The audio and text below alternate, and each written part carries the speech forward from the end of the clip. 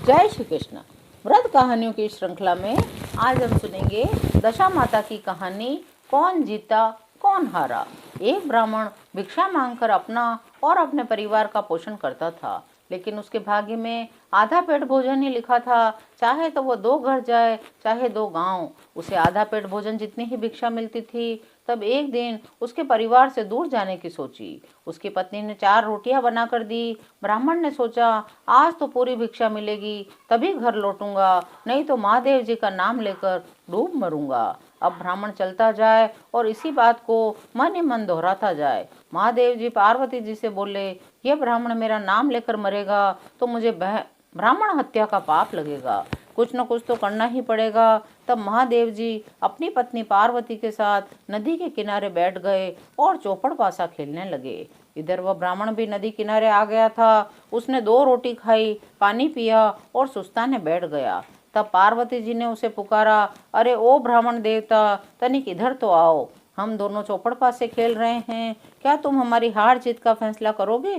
तुम्हें इसके लिए हम कुछ न कुछ देंगे। ब्राह्मण ने सोचा, मरना तो है ही, चलो मरने से पहले इन लोगों के खेल के साथ कुछ मनोरंजन ही कर ले। अब शिव पार्वती का खेल शुरू हुआ।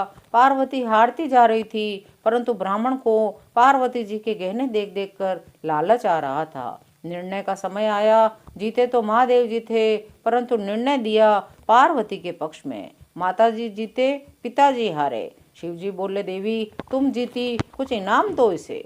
पार्वती ने हाथ के कंगन खोल कर दे दिए। ब्राह्मण तो कंगन को देखता ही रह गया। उल्टे पैरों घर को लौट पड़ा। आज तो महादेव जी की कृपा से इतना मिला है, कई दिनों तक भरपेट भोजन अवश्य मिलेगा। कंगन को घर लाकर चूल्हे के पास केलड़ी के पीछे छिपा दिए। पत्नी पानी लेकर आएगी, तब देखकर चौंक जाएगी, लेकिन होने को कौन टाल सकता है। पड़ोसन आग लेने आई, चूल्हे के पास रखे कंगन उठाकर ले गई। पत्नी आई, बोली, कुछ भिक्षा विक्षा लाए हो? हाँ हाँ, देख चूल्हे के पास संभाल ले। पत्नी ने चूल्हा तो क्या, रसोई की एक एक जगह देख ली, परंतु उसे कुछ न मिला।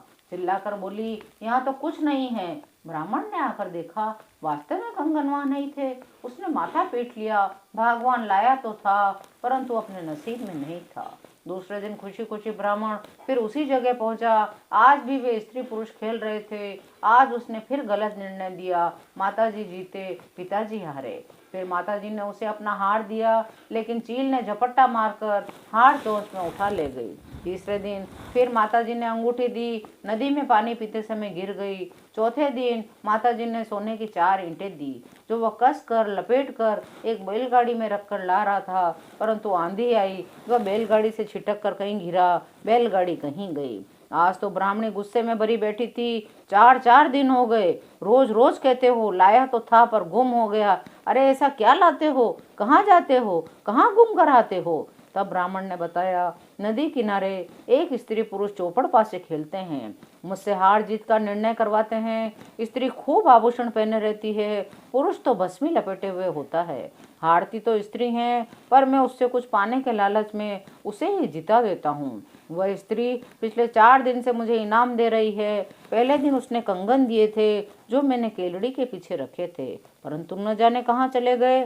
दूसरे दिन उसने मुझे हार दिया था, उसे एक चील ने झपट्टा मारा और चला गया। तीसरे दिन अंगूठी दी थी, नदी में पानी पीते समय मुझसे गिर गई। आज तो उसने सोने की ईंटें दी थी, जो मुझसे बिछड़ गई। अब बताओ मैं क्या करूं? ब्राह्मणी समझदार थी, समझ गई, भस्मी वाला पुरुष हो न हो, महादेव जी ही होंगे। उसने पति को समझाया, देखो आज पुरुष को ही जिताना, पुरुष का दिया हुआ ही टिकता है। और फिर झूठ बोलकर पाया गया धन, बेईमानी से कमाया गया धन कभी टिकता नहीं है, इसलिए आज जो जीते उसे ही जिताना। अब ब्राह्मण दूसरे दिन फिर वहीं पहुंचा। आज भी स्त्री बहुत आभूषण पहनकर बैठी थी। ब्राह्मण का मन तो बहुत ललचाया, परंतु ब्राह्मणी की बात याद रखकर उसने आज सही निर्णय देने का ही फैसला किया। खेल शुरू हुआ। आज भी महादेव जी जीते और ब्राह्मण ने महादेव जी की तरफ ही संकेत दिया।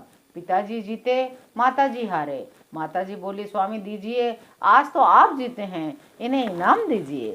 महादेव जी ने जटा हिलाई, उसमें से कुछ राख झड़ी, कुछ कौड़ियाँ। ब्राह्मण ने वही अपने अंगोजे से बांध लिया, घर के लिए रवाना हुआ। मन में सोचता जा रहा था, रोज कितने सुंदर आभूषण मिला करते थे, कम से कम देख कर ही प्रसन्न हो लेता था।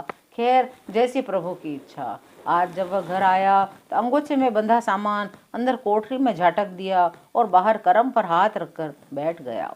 ब्राह्मणी पानी लेकर आई, पूछा, आज किसे जिताया और क्या मिला? ब्राह्मण ने बता दिया, आज तो पुरुष को ही जिताया और उसने जो दिया वह अंदर कोठरी में डाल आया हूँ।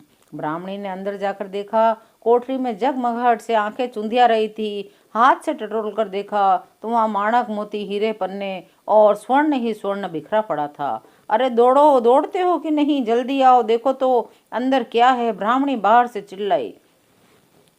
ब्राह्मण दौड़ता हुआ आया, वह भी ये सब नज़ारा देखकर दंग रह गया। मगर मैंने तो यहाँ राख और कौड़ियाँ डाली थी। क्या? ब्राह्मणी चौंक पड़ी। दोनों तुरंत उसी नदी किनारे गए। वहाँ कोई नहीं था, वहाँ आसपास कोई घर नहीं था, मनुष्य का तो नामो निशान ही नहीं था। हो न हो वे शिव पार्वती ही थे। दोनों ने उस जगह पर बारंबार प्रणाम किया, आगे से कभी झूठ बेईमानी न करने की कसम खाई। दोनों जब वापस लौटने लगे तो नदी किनारे उन्हें अंगूठी मिल गई। वहीं बैठकर सुस्ताने लगे। चील वही हार नीचे डाल गई। घर आए तो पड़ोसन आई, बोली, कितने दिनों से तुम्हारे कंगन मेरे पास है, तुम तो पूछने भी नहीं आई। ब्राह्मण और ब्राह्मणी की आंखें तो हैरत से फटी जा रही थी। दूसरे दिन एक बैलगाड़ी वाला पता पूछता पूछता आया, भाई तुम्हारी कुछ अमानत मेरे पास है, उस दिन आंधी आने से हम बिछड़ गए थे, आज मैं पता पूछते पूछते लौटाने आया हूँ। अब ब्राह्मण और ब्राह्मणी के पास खूब धन था। उन्होंने उसी नदी किनारे उसी जगह महादेव पार्वती जी का मंदिर बनवाया और आजीवन ईश्वर भक्ति करते रहे। हे महादेव, हे पार्वती, हम पर भी कृपा करना। जय हो दशा माता की, जय हो डाड़ा बाबू जी की, जय श्री कृष्णा।